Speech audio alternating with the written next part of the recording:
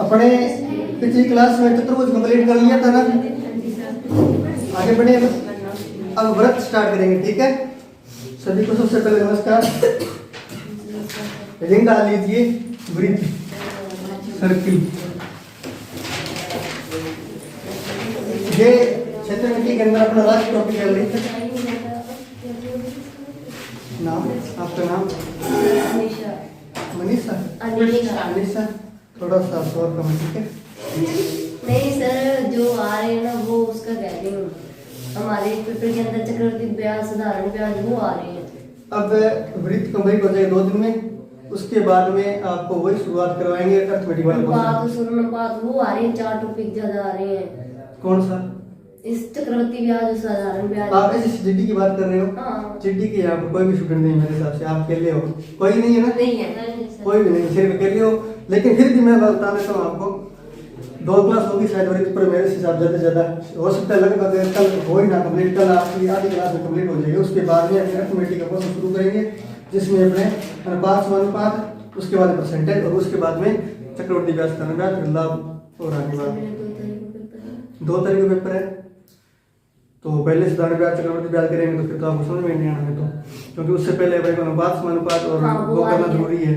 वो वो आ रहे हैं, वो भी आएगा, और वो आ रहा है तो परसेंटेज भी आएगा, और परसेंटेज आ रहा है तो उसके साथ में मिक्सचर, और मैं बता देता हूँ आपको आयु वाले प्रश्न, वो सारा उसके अंदर मैटर वो आएगा, ठीक है। और साधारण ब्याज, चक्रवृद्धि ब्याज भी आएगा, और इसके अलावा लाभ हानि भी आएगा, ठीक है। लाभ हानि तो नहीं आ रहा, लाभ हानि चैप्टर में नहीं है आपके सिलेबस में है तो सही, पर अभी आया नहीं। तो फिर बनेगा, क्वेश्चन बनेगा, लाभ हानि का भी बनेगा, ठीक है। ये अर्थमेटिक का क्वेश्चन है ना, इससे तो प्रत्येक एग्जाम में जिसमें सिलेबस में होगा ना, वो क्वेश्चन बनेगा, 100% बनेगा, और ब्याज से भी बनता है, ठीक है। तो अपने पहले व्रत कंप्लीट कर लेते हैं, उसके बाद में, क्योंकि अपने को फायदा नहीं है बीच में छोड़ने का। एक अगर टॉपिक बीच में छोड़ देंगे ना तो फिर उसका क्वेश्चन इससे बन जाए, बाकी पढ़े आए तो सब पढ़ के क्वेश्चन इससे बन जाए, फिर फायदा क्या होगा, ठीक है। आपके सिलेबस में शायद हो सकता है ना हो ये, लेकिन बाकी सबके सिलेबस में है, ठीक है। तो एक क्लास आप ऐसे समझ लीजिए, आपको ज्ञान ही मिलेगा, ठीक है। तो मिलेगा। वृत्त में देखो, शुरुआत करें। केवल एक क्लास एडजस्ट करनी है, अनीशा जो भी है, उसके बाद में शुरू कर देंगे आपका कोर्स। मान लीजिए ये कोई वृत्त है जिसकी त्रिज्या क्या है, R है, और इसका केंद्र O है। तो इस वृत्त का सबसे पहले देखेंगे क्षेत्रफल।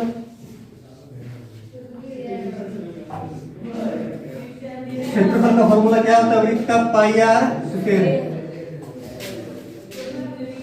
अगर वृत्त की परिधि की बात करूं तो 2 पाई आर, ठीक है। और वृत्त का परिमाप बोलूं या परिधि बोलूं, एक ही बात होगी। परिमाप भी बोल सकता हूं इसको मैं, क्योंकि चारों ओर की बाउंड्री को वृत्त बोलते हैं। उसके बाद में अर्धवृत्त पर बात करें तो अर्धवृत्त में होता है परिमाप भी आता, और क्षेत्रफल आधा करेंगे, और परिमाप देखते हैं कैसे निकालेंगे।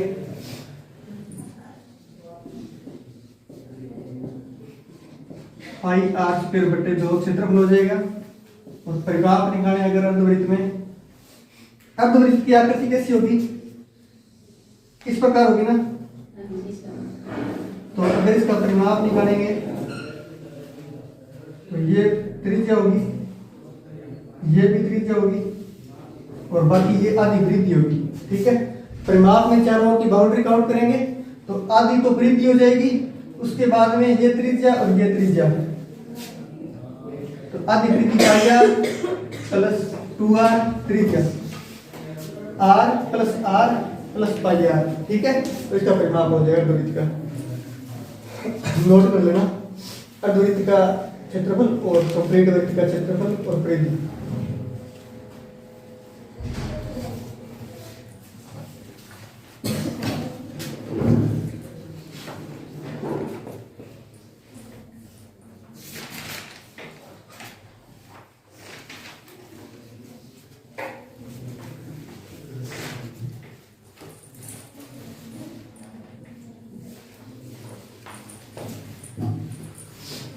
वृत्त का व्यास की बात करें तो व्यास होता है 2r यानी 3 का दुगना, ये कंप्लीट व्यास होगा।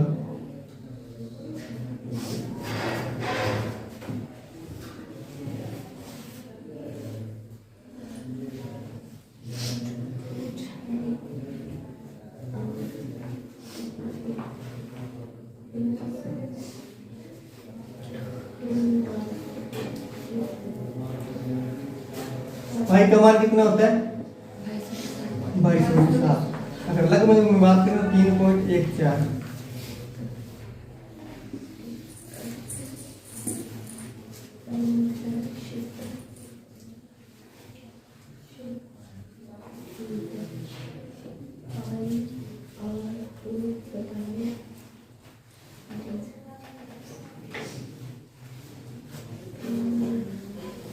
अर्धवृत्त की अगर परिधि पूछे तो, अर्धवृत्त की अगर परिधि पूछे तो पाई आर।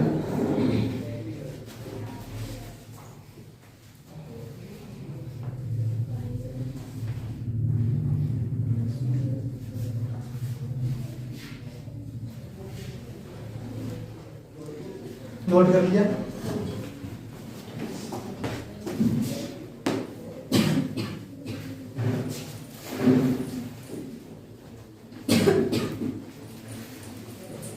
हेडिंग डालना सकेंद्रीय वृत्त द्वारा घिरे क्षेत्र का क्षेत्रफल। सकेंद्रीय वृत्त द्वारा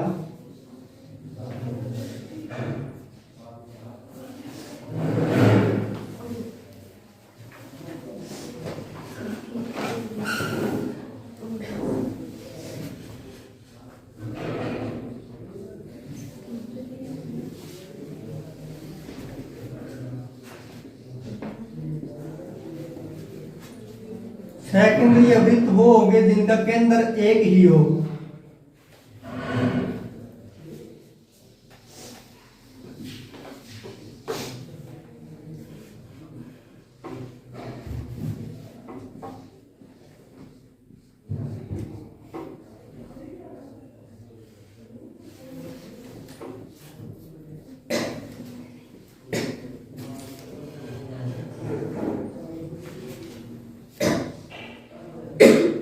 बड़े वृत्त की त्रिज्या मान लेते हैं कैपिटल आर है और स्मॉल वृत्त की त्रिज्या मान लेते हैं स्मॉल आर है।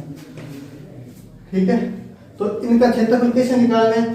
पहले बड़े वृत्त का निकालेंगे, फिर छोटे वृत्त का निकालेंगे और बड़े में से छोटे घटाएंगे तो घिरा हुआ क्षेत्रफल आ जाएगा। तो क्षेत्रफल बराबर पाई आर स्क्वायर यानी बड़े वृत्त का क्षेत्रफल माइनस छोटे वृत्त का क्षेत्रफल।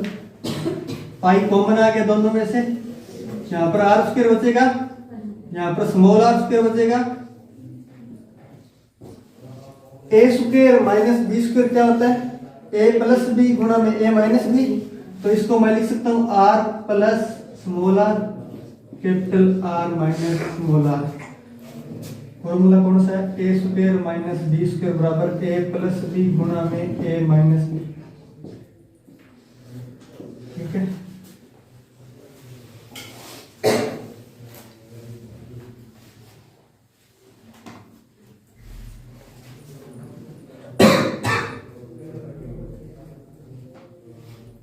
ऐसा आपने एक बार अनुपात समानुपात कर लिया है क्या या नहीं किया? एक बार भी अरिथमेटिक ऑपरेशन एक बार भी नहीं हुआ है।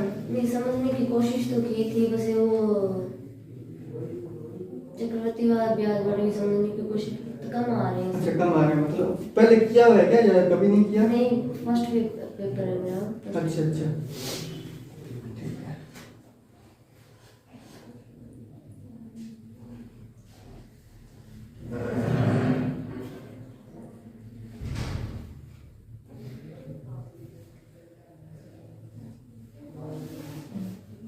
नोट कर लिया।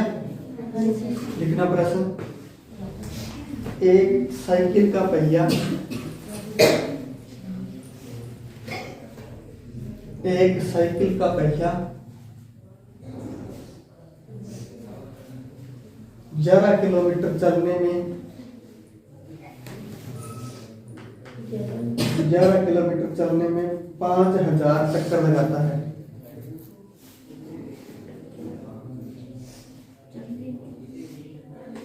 चलने में 5000 चक्कर लगाता है, तो पहिए का व्यास बताओ।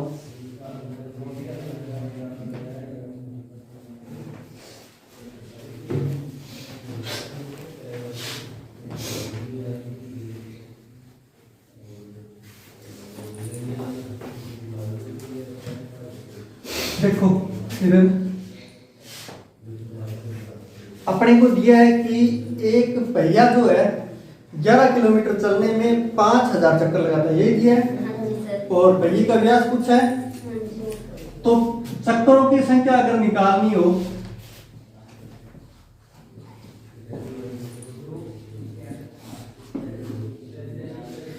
तो कैसे निकालते हैं? कुल दूरी बट्टे में एक चक्कर में तय दूरी, या बोल सकते हैं परिधि बोल दें, एक चक्कर में तय दूरी परिधि होती है, पहिया एक चक्कर में उतनी दूरी तय करेगा जितनी उसकी परिधि है, तो बट्टे में बोल देते हैं परिधि। तो अगर अपने को परिधि चाहिए तो पाया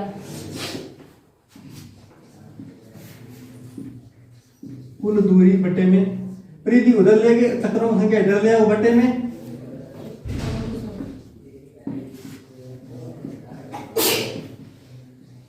बोलो कुल दूरी कितनी दी है? दूरी अपने को 11 किलोमीटर दी है ना, किलोमीटर को मीटर में बदलें तो 1000 से गुणा करेंगे, 11 × 1000 इसको मीटर में बदल दिया। और चक्करों की संख्या कितनी दी है? 5000। 3 0 से 3 0 काट दिए, ये आगे 11/5 परिधि। और परिधि का फॉर्मूला क्या होता है? 2 पाई आर, पाई आर नहीं होता 2 पाई आर, 11/5। यहां से आर का मान निकालो, आर बराबर 11/5, 2 पाई जो उधर गुणा में इधर आके बट्टे में, पाई का मान रख दो 22/7 है, 7 ऊपर जाएगा उलट कर, तो मैं इसको ऊपर लिख देता हूं, ठीक है। ये कटेगा क्या? देखो 11 से काटा 2 बार कटेगा, फिर 7/10 यानी 0.7 मीटर। अच्छा सॉरी, 2 और बढ़ा लीजिए ना, तो इस 2 को भी अपने साथ में बट्टे में लिख लेते हैं, कोई बात नहीं। तो ये हो जाएगा, पॉइंट हटा दो आप, 20 कर दो, ठीक है। 7/20 तो आ गया आपका त्रिज्या का मान। और पूछा क्या है? व्यास पूछा है, तो व्यास पूछा है तो 2r कर दो, भाग देने की जरूरत ही नहीं पड़ेगी। 7 गुणा में 2 गुणा में 20, 2 से गुणा किया 2 से कटेगा 10 बार, और 0.7 मीटर जो है व्यास आ जाएगा, यानी 2r का मान आ गया। तो इसको बोल सकते हैं व्यास बराबर 0.7 मीटर। एक बार दोबारा समझना सारे, अपने को क्या दिया है कि एक पहिया जो है 11 किलोमीटर दूरी तय करने में 5000 चक्कर लगाता है, पहिए का व्यास बताओ, ठीक है। फॉर्मूला होता है चक्करों की संख्या निकालने क्या, कि कुल दूरी बट्टे में एक चक्कर में तय की गई दूरी, ठीक है। तो एक चक्कर में परिधि के बराबर दूरी तय करेगा, ठीक है। तो यहाँ से परिधि का मान निकालेंगे तो परिधि उधर जाएगा, और चक्करों की संख्या बट्टे में ले आए, क्योंकि उधर गुणा में है उधर बट्टे में आ जाएगा। कुल दूरी का मान 11 किलोमीटर दिया था, मीटर में बदलेंगे, 1000 से गुणा कर दिया, और चक्करों की संख्या 5000 दी हुई है, रख दी मान में। फिर उसके बाद में काट दिया 3 0, तो फिर परिधि बराबर आई 11/5, और परिधि का मान होता है 2 पाई आर, वो रख दिया। यहाँ से आर का मान निकालेंगे तो आर बराबर 11/5 × 2 पाई, क्योंकि 2 पाई वहां से गुणा में और यहाँ पर बट्टे में हो गया, ठीक है। 11 × 7 कैसे आया? पाई का मान रखा तो पाई 22/7 उलट कर 7/22 हो गया, ठीक है। फिर काटा, 11 से काटा 2 बार कटा, फिर उसके बाद में 7/5 × 2 10 कर दिया, और 2 बट्टे में पड़ा है, ठीक है। ये काटता क्यों नहीं, भाग क्यों नहीं दिया? क्योंकि आगे ये कट जाएगा, व्यास से गुणा करेंगे तो फिर 7/20 आ गया, ये 7/20 मीटर। ये तो है त्रिज्या का मान। अपने से पूछा है व्यास का मान, तो त्रिज्या को दुगुना करेंगे, तो 2 से गुणा कर दिया, 7 × 2/20, और फिर 2 से काटा 10 बार कटेगा, 10 का भाग देंगे 7 में तो 0.7 मीटर और 0.7 मीटर जो आपका व्यास आ गया। ठीक है, समझ में आया क्या? ये बताओ पहले तो। नहीं है, रिपीट करूं दोबारा, एक बार और देख लेना। पहले तो ये फॉर्मूला वगैरह समझ में आ गया क्या? तो यहाँ पर प्रॉब्लम है कैलकुलेशन में, दोबारा कर देते हैं। देखो सारी कैलकुलेशन अपने दोबारा करेंगे। इधर देखना ध्यान से, अपने को प्रीति का मान बताओ पहले। प्रीति का मान कितना होता है? 2 पाई आर। यहाँ पर दूरी बताओ कितनी दी हुई है? 11 किलोमीटर। और किलोमीटर को मीटर में बदलने के लिए 1000 से गुणा कर दिया। चक्करों की संख्या बताओ? 5000। 0 से 3 0 काट दिया। ठीक है, यहाँ पर आर का मान है, अपने को आर का मान चाहिए तो 2 पाई बटे में ले आओ, तो आर बराबर बचेगा 11 बटे में 5, तो यहाँ पर पड़ा है। तो 2 पाई जो गुणा में इधर आके भाग में आएगा, 2 पाई आ गया भाग में। और पाई का मान बोलो, पाई का मान बोलो 5 गुणा में 22 बटे 7, 2 पड़ा है। पाई का मान 22 बटे 7 है, 22 यहाँ पर रख दिया, 7 ऊपर जाएगा, उलट कर तो 7 ऊपर कर दिया। ठीक है, यहाँ तक समझ में आया? तो 11 से काटेंगे तो कितनी बार कटेगा? 11 दूआ 22, 2 बार कटेगा। ऊपर 7 पड़ा है, नीचे 5 × 2 × 2 पड़ा है। इसको एज इट इज लिख देते हैं अपने, यहाँ पर लिख दीजिए 7 पड़ा है, ऊपर 7 बटे में 5 × 2 × 2 पड़ा है। ठीक है, अपने को चाहिए किसका मान? व्यास का मान चाहिए। व्यास होता है 2r, 2r होता है, यानी इसको 2 से गुणा करेंगे त्रिज्या को, तो 7 गुणा में 2 से गुणा कर दिया। नीचे देखो, नीचे क्या पड़ा है? 5 गुणा में 2 गुणा में 2 पड़ा है। आर का मान ये आया। व्यास निकालने के लिए आर को 2 से गुणा करना पड़ेगा, तो 7 के साथ 2 का गुणा कर दिया यहाँ पर, और नीचे जो सेम पड़ा है वही पड़ा है। 2 से 2 कट जाएगा, 7 बटे में 5 दूए 10, और 10 का भाग देंगे तो 0.7 मीटर आएगा। ये हो गया व्यास, या डी से लिख दो इसको, डायमीटर। समझ में आया क्या सबको? सर समझ तो आ गया। हाँ जी। पर वो आर कहाँ पे गया? आर ये पड़ा है ना 2r, 2r को ही तो डी बोलेंगे, व्यास। त्रिज्या का दुगुना, अभी आपको बताया था ना पिछली स्लाइड में, मैंने लिखा था पॉइंट में कि जो त्रिज्या बराबर व्यास बराबर होता है वो 2r होता है, यानी त्रिज्या का दुगुना होता है। ये पिछली स्लाइड में लिखा है, वापस से करो एक पेन। तो इसको 2 से गुणा करेंगे व्यास निकालने के लिए, तो व्यास आ गया 0.7 मीटर। सर ये 2 से गुणा कैसे किया आपने? 2 से गुणा इसलिए किया क्योंकि अपने को त्रिज्या नहीं चाहिए, व्यास चाहिए। व्यास जी सर पूरे सारे के साथ नहीं होगा? सारे के साथ ही गुणा किया, इधर आर के साथ किया तो इधर भी कर दिया 7 के साथ भी गुणा। 7 के साथ नीचे वाले में नहीं होगा? नीचे में क्यों होगा? अपने बराबर में कर रहे हैं ना, ऊपर नीचे थोड़ी गुणा करें, ऊपर नीचे करेंगे तो कट जाएगा, फिर व्यास थोड़ी, फिर तो त्रिज्या रहेगी। व्यास तो पूरा डिस्टेंस वो नहीं होगी व्यास। देखो मैं बताता हूँ आपको, आप जो कहना चाहते हैं ये कह रहे हैं कि जो त्रिज्या है इसमें ऊपर भी 2 से गुणा कर दो, नीचे भी 2 से गुणा कर दो, यही कह रहे हो आप?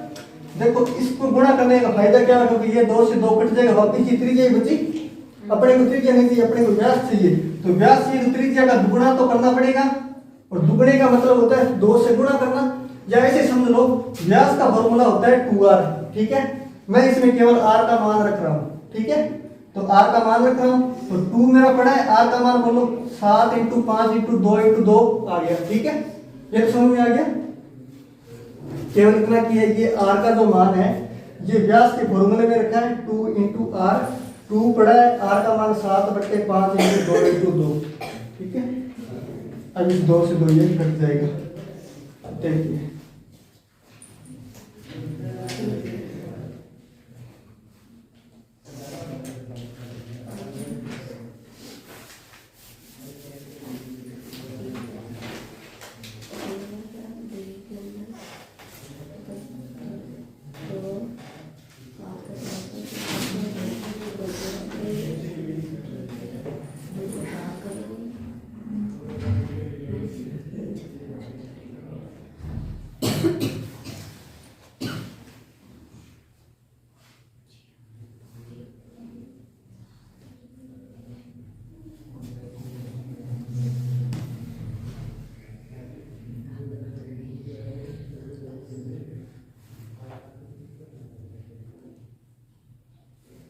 व्यास होता क्या है ये तो पता है क्या? जैसे ये वृत्त है और ये त्रिज्या होगी, ये पूरा जो है ये व्यास कहलाता है ए बी, यानी त्रिज्या का दुगुना ही होगा।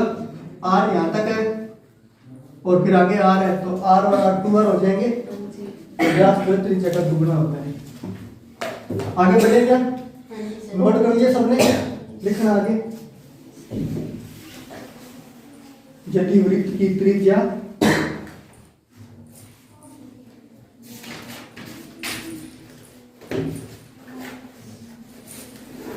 21 मीटर हो तो वृत्त की त्रिज्या 21 मीटर हो तो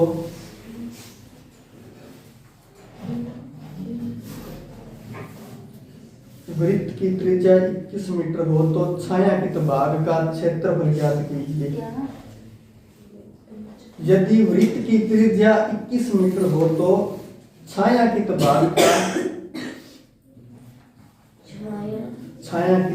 का क्षेत्रफल ज्ञात कीजिए। छायांकित भाग कौन सा है वो देख लेना, इधर आकृति बना लीजिए।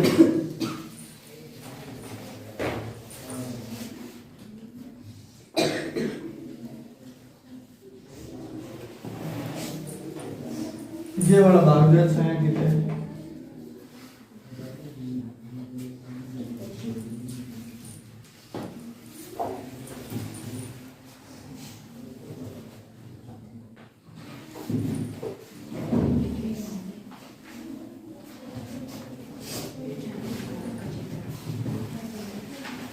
कोण दिया आपको 60 डिग्री, इसको बोलते हैं त्रिज्याखंड। क्या बोलते हैं? त्रिज्याखंड। और त्रिज्याखंड का फॉर्मूला होता है क्षेत्रफल निकालने का। त्रिज्याखंड का क्षेत्रफल का फॉर्मूला होगा पाई आर स्क्वायर थीटा बटे में 360। थीटा यहाँ पर डिग्री में होता है, ठीक है। अगर रेडियन में दिया हो तो डिग्री में बदलना आता है क्या? बताया था, हम देखा और कोड में देखना। पाई का मान बोलो 22/7, ठीक है। और आर स्क्वायर का मान बोलो, आर कितनी दी है फिर अपने को 21 गुणा में 21 लिख दूं 2 बार। थीटा का मान बोलो 60 डिग्री, यही आकृति में दिया है, ठीक है। और बटे में 360। अब इधर देखना कैलकुलेशन ध्यान से, 60 से काटेंगे तो 6 बार कटेगा, 60 का 360 है। फिर देखना आगे 2 से काटेंगे तो ये 3 बार कटेगा, 2 3 6। उसके बाद में ये 3 से काटेंगे तो 7 या 21। फिर इस 7 से काटेंगे तो ये 7 कटेगा, फिर क्या बचा? 22 बच गया, 22 वर्ग। और त्रिज्या सेंटीमीटर में है या मीटर में है? मीटर में है, तो ये भी मीटर में आ जाएगा। क्षेत्रफल का मान वर्ग मीटर अंश, ठीक है। 22 वर्ग मीटर। सर ये किसको किससे करना? बता देता हूँ कौन सा किस काट के। अच्छा ये वाला क्या सही है? ये गलत कट गया ना, दोबारा चेक कर लेते हैं सारी। ध्यान से देखना भाई। 22/7 पाई का मान, त्रिज्या का मान 21 गुणा 21, थीटा का मान 60 डिग्री और बटे में 360। इससे काटेंगे तो ये 6 बार कटेगा। फिर देखना 2 से काटेंगे तो 3 बार कटेगा। और अच्छा ये 21 था, 2 कर दिया ना, ठीक है। ये गड़बड़ थी, 2 से काटेंगे तो ये कट जाएंगे 11 बार। ये 3 बार कटेगा, वो 11 बार कट जाएगा। फिर इस 3 से काटेंगे तो ये 7 या 21 है। फिर इस 7 से ये 7 कट गया, 21 × 11 बचेगा भाई 11, 1, 22 और 1, 23, 231 वर्ग मीटर आंसर आ जाएगा।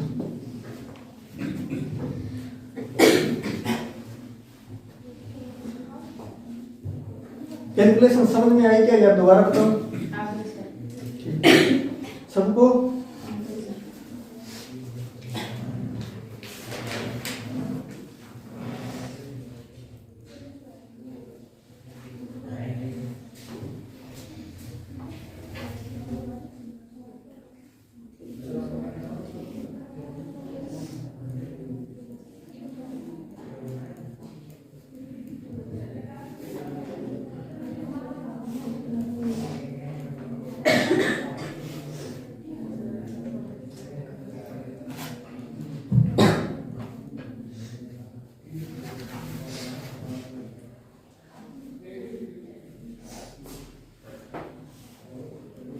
हाँ, थोड़ी तबीयत खराब है इसलिए एनर्जी लेवल कम हो सकता है।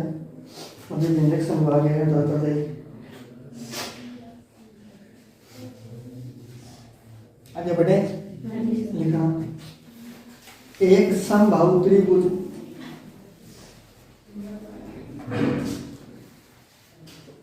एबीसी में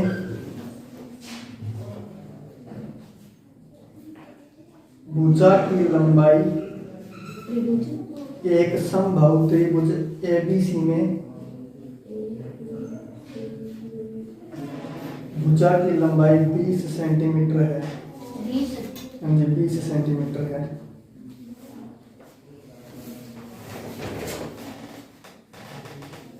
त्रिभुज के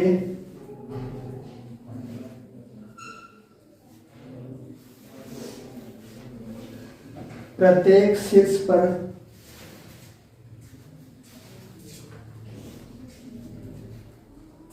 10 सेंटीमीटर त्रिज्या के त्रिभुज के प्रत्येक शीर्ष पर 10 सेंटीमीटर त्रिज्या के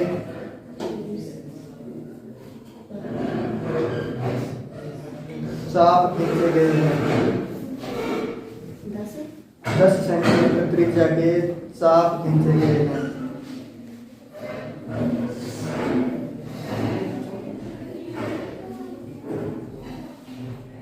तो छायांकित भाग का क्षेत्रफल ज्ञात कीजिए।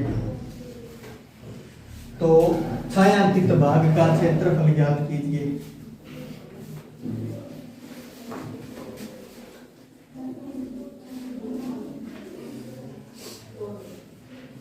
देखना, एक आपको समबाहु त्रिभुज दिया है। कोई भी नोट मत करना, एक बार सारी बात देख लो, ध्यान से समझ लेना। एक त्रिभुज है समबाहु जिसमें तीनों कोणों पर चाप काटा गया है।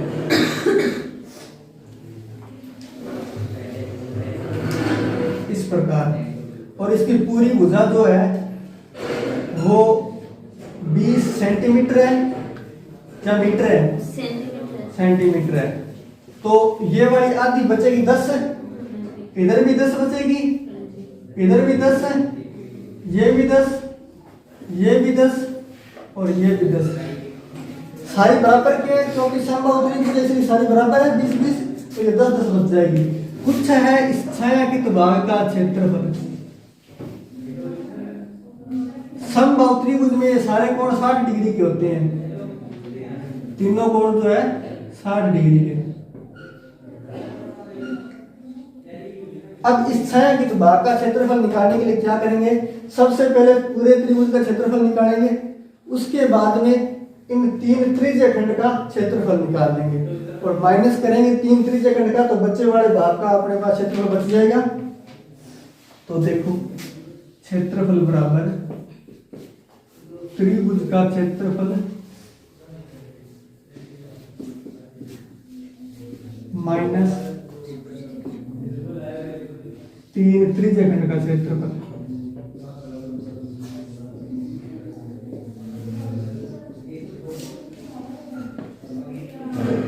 त्रिभुज के क्षेत्रफल का फॉर्मूला कौन सा लगाएंगे?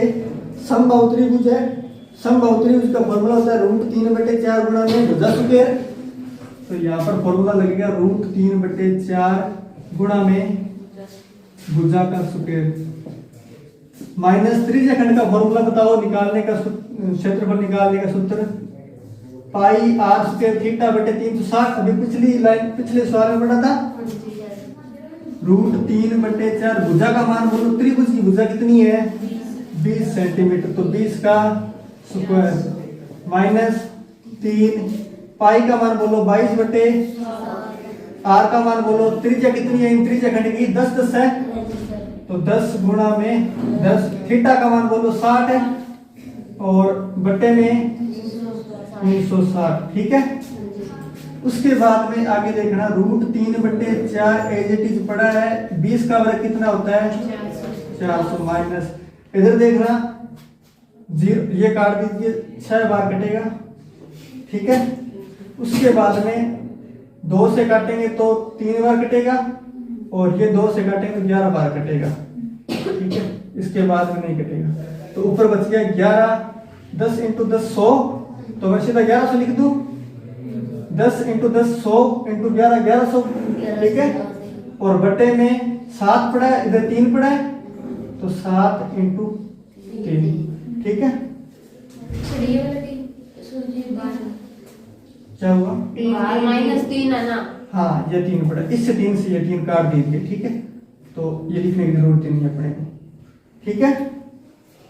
आगे देखना 4 से काटेंगे 100 बार जाएगा तो ये बन गया √3 × 100 माइनस 1100 बटे में 7। √3 का मान लिख दो 1.73।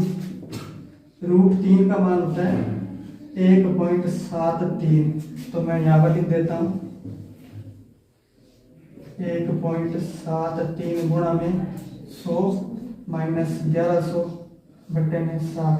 इसका गुणा होगा तो 173 बचेगा ये, यानी 173 हो जाएगा माइनस 1100 बटे में 7। अब 7 का एलसीएम लेके गुणा कर दो। 7 ये 21, 2 49, 51, 5 12 माइनस 1100 ये बचेगा 1 बटे में 7। भाग दे दीजिए 7 एकदम 7 और 4 1 7 15 35.8 15.8 आएगा। लगभग इसको लिख सकते हैं 16 वर्ग मीटर। सेंटीमीटर में ना तो सेंटीमीटर। एक बार दोबारा देखना, सारे कैलकुलेशन समझ में नहीं आई होगी। त्रिभुज का क्षेत्रफल निकालेंगे सबसे पहले, उसके बाद में त्रिज्या खंड का क्षेत्रफल घटा देंगे, तीनों त्रिज्या खंड का, तो अपने पास जो शेष क्षेत्रफल है साइन उसका क्षेत्रफल मिलेगा, ठीक है। तो फॉर्मूला होता है त्रिभुज का √3/4 गुणा में भुजा स्क्वायर, क्योंकि समबाहु त्रिभुज है, और त्रिज्या खंड का 3 × πr² थीटा बटे में 360। √3/4 भुजा का मान 20 तो 20 का स्क्वायर माइनस 3 का 3 पड़ा, पाई का मान रखा, त्रिज्या का मान 10 × 10 और फिर थीटा का मान 60 डिग्री और 360 पड़ा है। आगे देखना क्या क्या 60 से काटेंगे तो ये 6 बार कटेगा कंप्लीट, 360 जो 6 बार कट जाएगा। उसके बाद में जो 6 है इसको 2 से काटेंगे तो 3 बार कटेगा और ये 11 बार कटेगा 2 से काटेंगे तो। फिर 3 से काटा 3, ऊपर बच गया 11 × 10 × 10 यानी 1100 और नीचे बच गया 7, ठीक है। या तक समझ में आया क्या। उसके बाद में √3/4 जो है इससे 20 का वर्ग 400 जो है 100 बार कटेगा तो √3 × 100 बच जाएगा माइनस 1100 बटे 7। फिर √3 का मान रखा 1.73 का 100 से गुणा होगा तो 173 बन जाएगा, ठीक है। 1100 बटे 7 एज इट इज पड़ा है। उसके बाद में देखना ध्यान से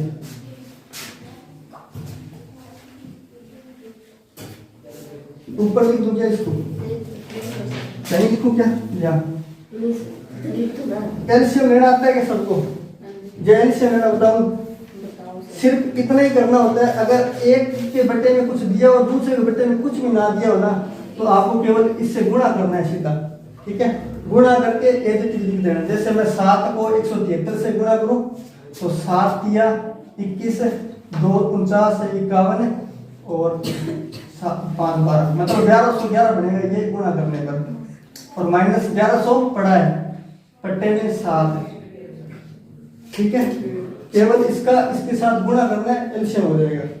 उसके बाद में आगे देखना 1211 में से 1100 घटाएंगे तो 1 बचेगा और बटे में 7 भाग देंगे तो आएगा 15.8 वर्ग सेंटीमीटर। नहीं ये ऊपर लिखूं इसको तुम देखिए फिर बोला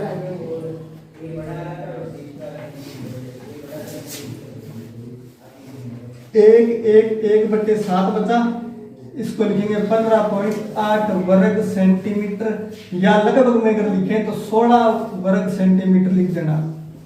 पेपर में 2 नहीं हो सकता, लगभग में दिया होगा तो 16 दिया होगा और कंप्लीट किया होगा तो 15.8 दिया होगा। ठीक है सर ये 1.73 कैसे निकाला आपने?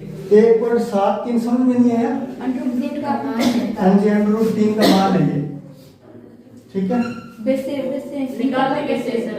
√3 का मान निकालना नहीं, आपको पेपर में देखा क्वेश्चन जब दिया होगा ना, तो अगर √3 का मान वहां पर रखना है तो आपको ब्रैकेट में देगा √3 बराबर 1.73। ठीक है, ये देगा। अगर मान नहीं रखना है तो उत्तर में ज्यादातर संभावना यही होती है कि √3 एज पड़ा होगा, आंसर केवल यही सीमित रह जाएगा, यानी यहाँ पर रुक जाएगा। ठीक है, ये आंसर दिया हुआ है प्रश्न में, सीधा 100√3 - 1100/7 ये ऑप्शन होगा। या फिर ज्यादा से ज्यादा ये करेगा, इसका एलसीएम लेके उधर गुणा करेगा, 700√3 - 1100/7 लिख देगा। ठीक है, मान देगा आपको पेपर में √3 का, क्योंकि इनके मान जो है वैसे फिक्स तो होते नहीं है, जो अपने रट लें या वर्ग पूर्ण वर्ग संख्या तो रट सकती है ज्यादा से ज्यादा 30 तक वर्ग याद कर लेंगे, पर इनका कैसे करेंगे? तो ये जो है दिए जाते हैं, और 1-2 आप याद भी रख लेना, √3 का 1.73 है, इस प्रकार √2 का 1.414। ठीक है, 1-2 याद रख लोगे तो बस इतना बहुत है। बाकी ज्यादातर संभावना यही होती है कि प्रश्न में दिया जाता है, आज तक कंपटीशन एग्जाम में यही हुआ है।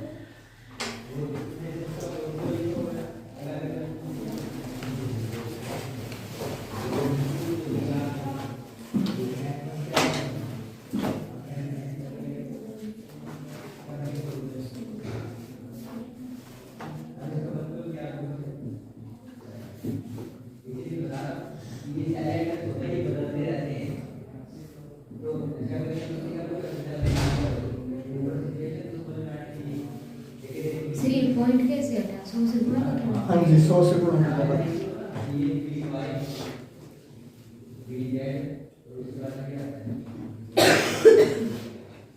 पॉइंट में ध्यान रखना, जितने 0 से गुणा होगा उतना ही पॉइंट जो है पीछे खिसक जाता है। 2 0 से गुणा हुआ तो पॉइंट 2 डिजिट पीछे खिसक गया, मतलब पॉइंट 73 था तो 1-2 डिजिट छोड़ के यहाँ पर आ गया और लास्ट में पॉइंट लिखने का मतलब होता नहीं है। ठीक है,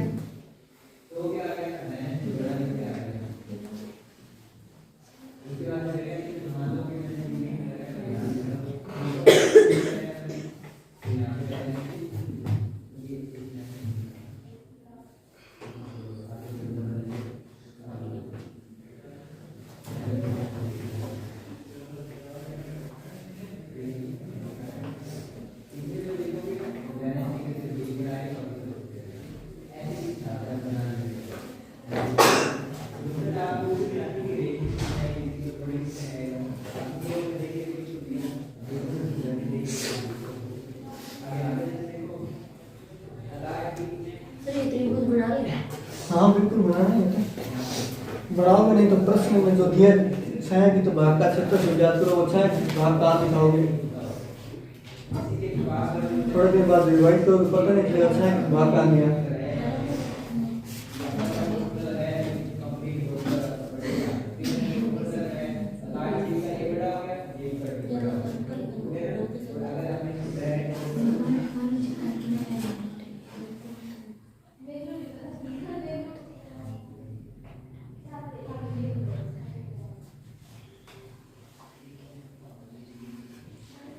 नोट कर लिया सबने? हाँ जी सर। लिखो फिर। नेक्स्ट लिखना वृत्तखंड का क्षेत्रफल।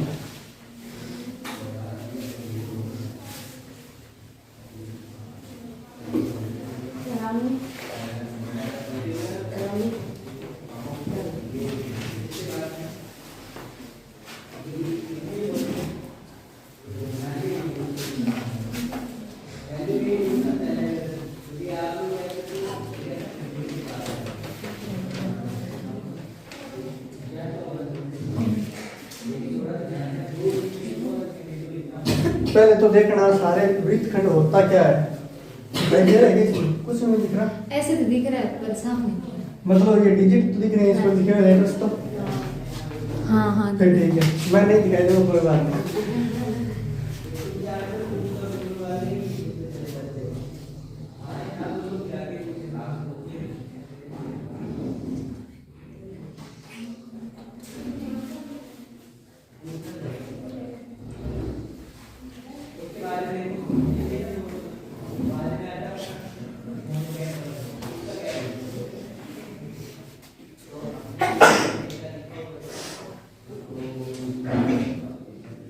इसको बोलते हैं वृत्तखंड।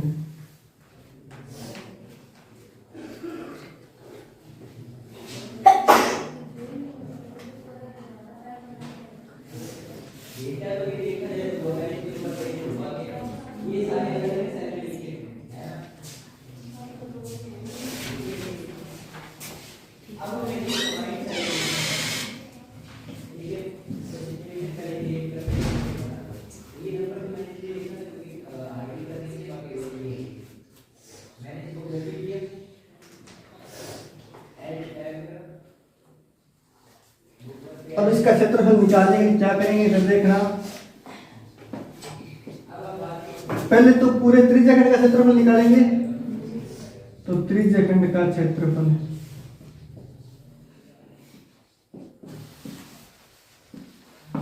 मैं इसको नाम दे देता हूं ए और इसको बी। तो फिर त्रिभुज ओ ए बी का माइनस कर देंगे क्षेत्रफल।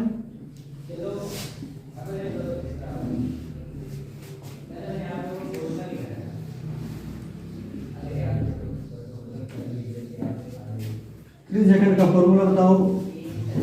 पाई आर स्क्वायर थीटा बटे 360, ये त्रिज्या आर है इसकी।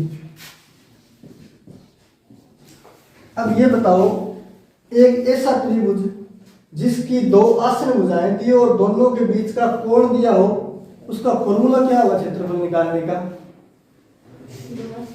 याद नहीं किया घर जाके? पढ़ो पढ़ी के घर जाके।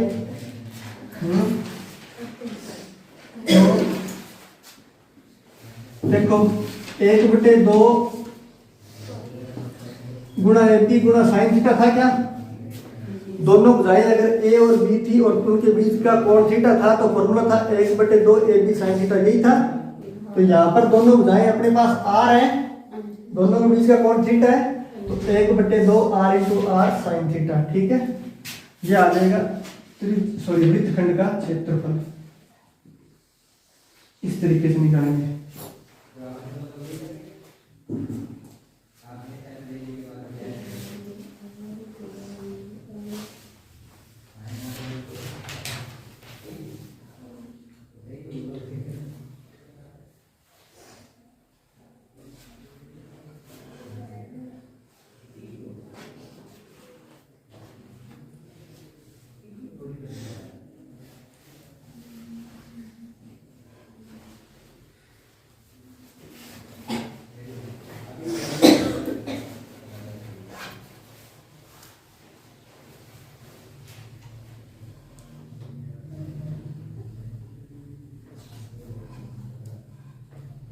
नोट कर लिया, आगे बढ़े।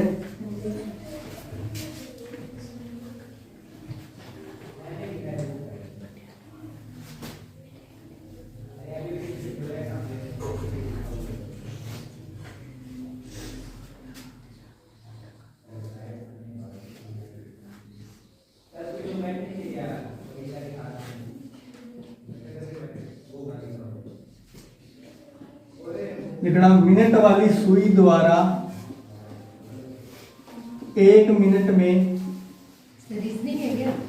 नहीं नहीं रीजनिंग नहीं है, हाँ। मिनट वाली सुई द्वारा 1 मिनट में चला गया कोण या दूरी बोल सकते हैं, कोण या दूरी बोल सकते हैं। अच्छा, मिनट वाली सुई पहले तो ये बताओ, पूरा चक्कर जो 360 डिग्री है वो 60 मिनट में लगाती है ना, तो 1 मिनट में कितना लगाएगी? 360 बटे 60 यानी कि 6 डिग्री। ठीक है,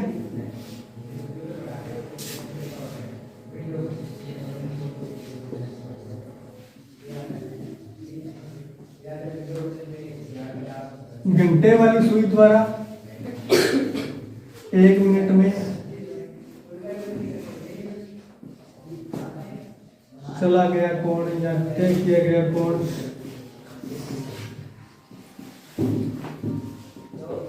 1/2 डिग्री।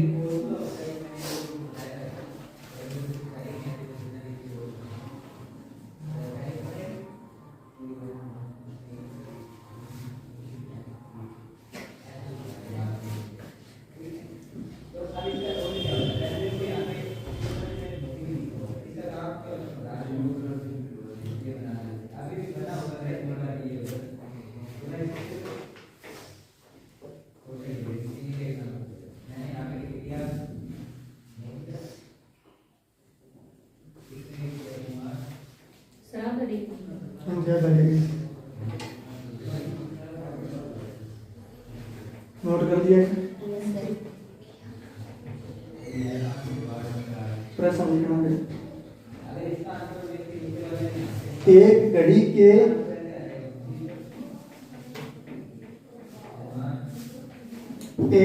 के घंटे की सुई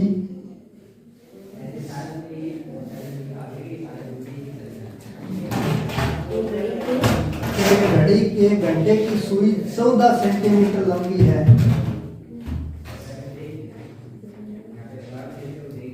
एक घड़ी के घंटे की सुई 14 सेंटीमीटर लंबी है। 90 मिनट में सुई 14 सेंटीमीटर लंबी है।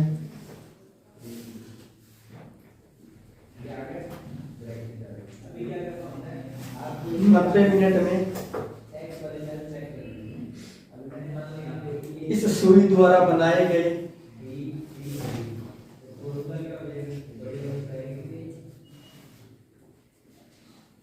त्रिज्य खंड का क्षेत्रफल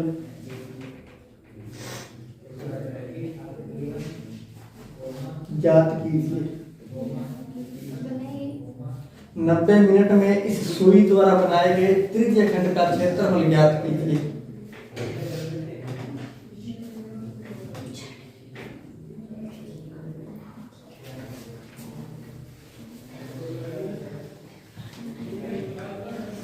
देखना इधर सारे,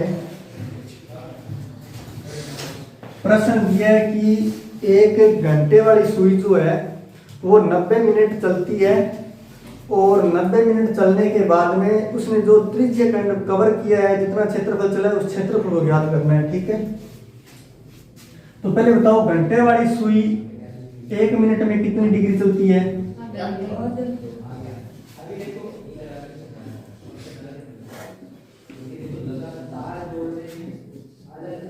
1 मिनट में आधा डिग्री चलती है ना, तो 90 मिनट में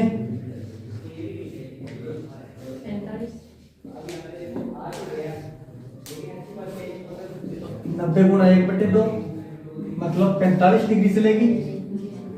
अब अपने पास कोण का मान आ गया 45, आर का मान अपने को दिया है, यानी घंटे की सुई की लंबाई कितनी दी है? 14 सेंटीमीटर। तो क्षेत्रफल निकाल देंगे त्रिज्य खंड का,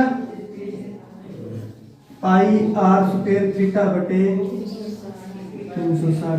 ये इस प्रकार बनेगा, त्रिज्य खंड ही बनेगा। जैसे ये घड़ी है, ये घंटे वाली सुई है, यहां से चली, ठीक है, चलने के बाद कितनी 45 डिग्री कोण पर चली है, कितना चली है, तो इस क्षेत्र का जो क्षेत्रफल निकालना है बस, पाई आर स्क्वायर थीटा बटे 360। पाई का मान बोलो 22/7। आर का मान कितना दिया है? 14 × 14 लिख दूं, थीटा का मान 45 डिग्री बटे में 360 काट दीजिए। 7 से काटेंगे तो ये 2 बार कटेगा। फिर देखना ये 45 से काट दीजिए, 45 से कटेगा 1 बार, 9 0 2 बार, मतलब 12 बार कट जाएगा। ठीक है, उसके बाद में अरे ये गलत कर दिया, 12 बार।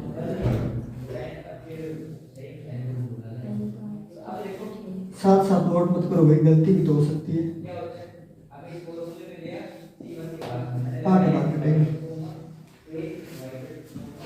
उसके बाद में देखना 2 से काटेंगे तो ये 4 बार कटेगा। फिर इसको 2 से काटेंगे तो 2 बार, और ये 7 बार, फिर 2 से ये 11 बार। तो बच क्या गया अपने पास 11 × 7, मतलब स्तंत्र वर्ग मीटर या सेंटीमीटर, वर्ग सेंटीमीटर।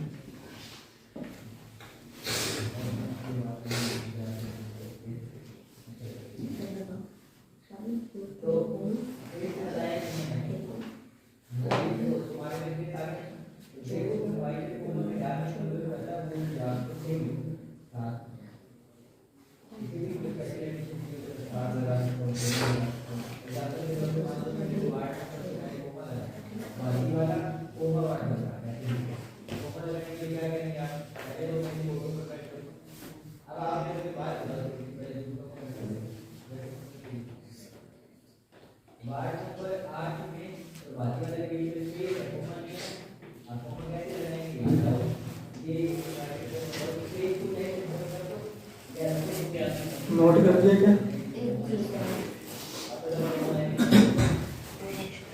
समझ में आ रहा है कि ये बताओ ये सबको? आज मुझे समझ रहा है, समझ में नहीं आ रहा है क्या ऐसा? मेरे पास क्या चीज है, सो लिख रहा। यदि किसी वृत्त का क्षेत्रफल, अच्छा नोट कर लेना, चलिए मत क्या नोट को टाइम हो वो नहीं थे। अच्छा वैसे ही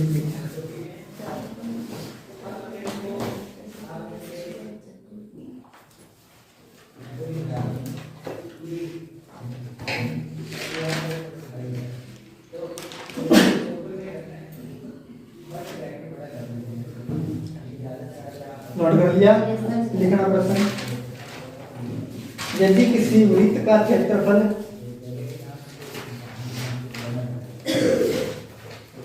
यदि किसी वृत्त का क्षेत्रफल यदि किसी वृत्त का क्षेत्रफल 3850 वर्ग मीटर है,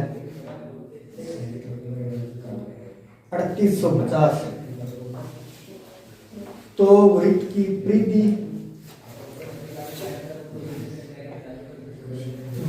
परिधि कितनी होगी? प्रश्न, यदि किसी वृत्त का क्षेत्रफल 3850 वर्ग मीटर है,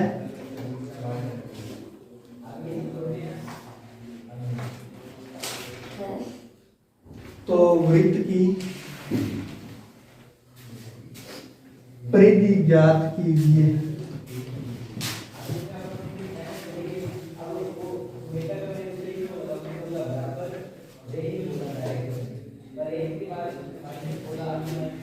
अपने को वृत्त का क्षेत्रफल कितना दिया है?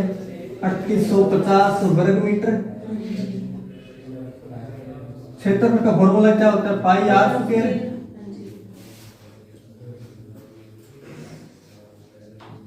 पाई का मान 22 तो मैं पाई किस रख दूं?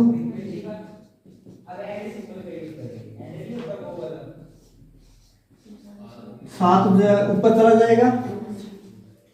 अब देखना इधर ध्यान से सारे, 11 से काटेंगे ये 2 बार कटेगा। ये 11 से काटेंगे तो 11 या 33 और 5 11 5 55 और 0। 2 से काट देंगे तो 150 बार कटेगा। 150 नहीं 175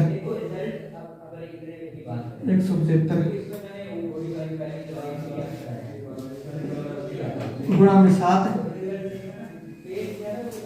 ठीक है। अब इस 175 के गुणनखंड कर दो, तो 5 × 5 25 7 175 रूट लेगा इस पर, स्क्वायर हटाएंगे तो स्क्वायर हटाते हैं रूट लगता है क्या, एक यहाँ से 7 बार आएगा और एक यहाँ से 5, 5 × 7 त्रिज्या का मान कितना आ गया 35 मीटर तो आया त्रिज्या का मान। पूछा क्या है वृत्त की, तो परिधि बोलो, परिधि का फॉर्मूला क्या होता है 2πr, पाई का मान r का मान 7 से कटे तो 5 बार कटेगा, 44 सॉरी ये कर दीजिए 22 × 10 कर दो, आसान हो जाएगा, सीधा 220 आ जाएगा। ये भी मीटर में आएगी, तो परिधि होगी 220 मीटर। कैलकुलेशन दोबारा बताओ, क्या समझ में आ गई क्या? ठीक है, नोट करो। रामी ने किया लेकिन समझ में नहीं मन लगा। सर ये ऐसे क्यों किया है, ऐसे गुणा करके? हाँ, गुणा भी कर। ये क्या बता देता हूँ, देखो 175 को अपने 7 से करेंगे तो फिर एक संख्या आएगी जो बहुत बड़ी होगी और उसका वर्गमूल निकालेंगे तो 35 आएगा। तो अपने उसका गुणनखंड करते करते लगभग मान के चलो 2 से 3 मिनट खराब कर देंगे। अगर सीधा इसका गुणनखंड कर देंगे, क्योंकि अपने को पता है अपने को रूट से बाहर निकालना है, तो ए वजह गुणनखंड तो करने ही पड़ेंगे और करने पड़े, क्योंकि अपने को याद भी तो नहीं है ना वर्गमूल, सारे याद होते हैं। जैसे मान लो यहाँ पर अपने 105 का आ जाए, ठीक है, 105 का वर्गमूल निकालेंगे बहुत बड़ी संख्या होगी, और फिर अपने उसको ए वजह गुणनखंड करेंगे तो एक बहुत बड़ी कैलकुलेशन हो जाएगी 5-7 मिनट की। उसके बाद में निकालना तो बाहर ही है, तो अपने पहले इसका ही गुणनखंड करते हैं, 24 का गुणा करें, मतलब पहले गुणा करें फिर वापस उसको तोड़े तो डबल कैलकुलेशन होगी ना। तो इसको सीधे तोड़ दिया 5 × 5 × 7 में।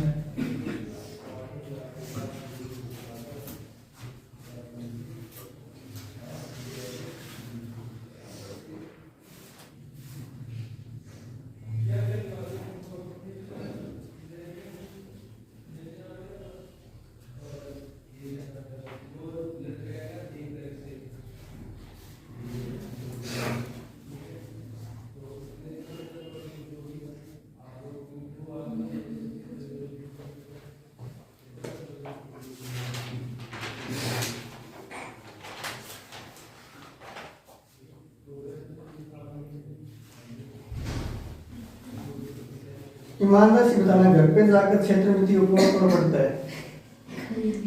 कोई नहीं पढ़ता ना, हाँ एक ही पढ़ता है और कोई पढ़ता नहीं। आप पढ़ते हो? पेपर ऐसे ही करती हूँ। हाँ पढ़ना पड़ेगा।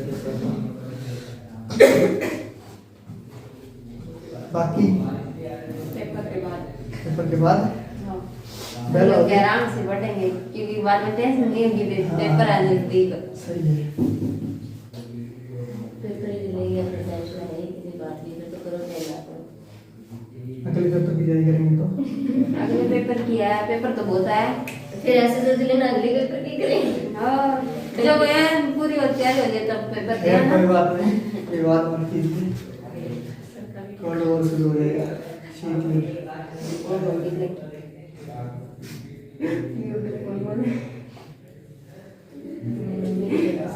ये कुबरानी समझता सभी लोग नोट कर लिया। मैथ को अपने यहीं रोकते हैं, 5 मिनट का ब्रेक होगा, उसके बाद में रीजनिंग क्लास स्टार्ट होगी। रवि इसको बंद कर दीजिए।